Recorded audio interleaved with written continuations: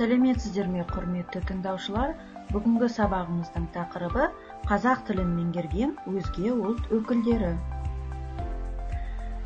Ең алдымен сұрақтар төңірегінде ой бөлісіңіз. Сіз қазақ тілінде сөйлейтін басқа ұлт өкілдерін білесіз бе? Олар қандай мамандық иелері? Сіз теледидар көресіз бе? Қандай телебағдарламаларды ұнатасыз? Қандай телебағдарлама жүргізушілерін білесіз? Қазақ тілінде сөйлейтін телебағдарлама жүргізушілерінен кімдерді танисыз? Ол адамдар бақытты деп ойлайсыз ба? Қазақ тілінде еркін сөйлегіңіз келе ме? Телебағдарлама жүргізушісі болғыңыз келе ме? Сұрақтарға жауап береміз.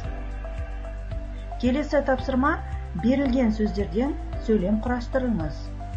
Мысалы, Маңғыстау облысында дүниеге келген. Келесі тапсырма: бос орындарға тиісті қосымшаларды қойыңыз. Тексеріп шығамыз.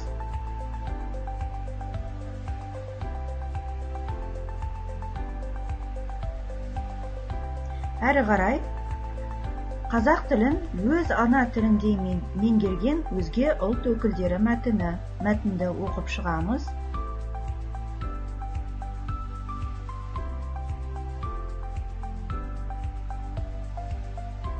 Мәтінмен жұмыс. Мәтін бойынша сұрақтарға жауап беріңіз. Мәтіндегі басты кейіпкерлер сізге таныс па? Олар жүргізген телебағдарламаларды көрдіңіз бе?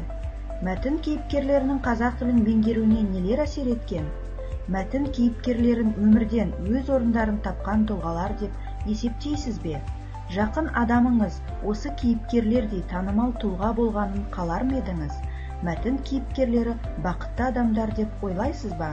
Сұраққа жауап береміз.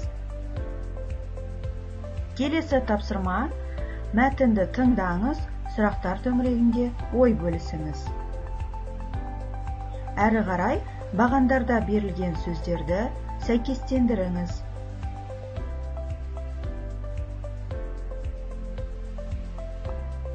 Сабағымыз осымен аяқталды.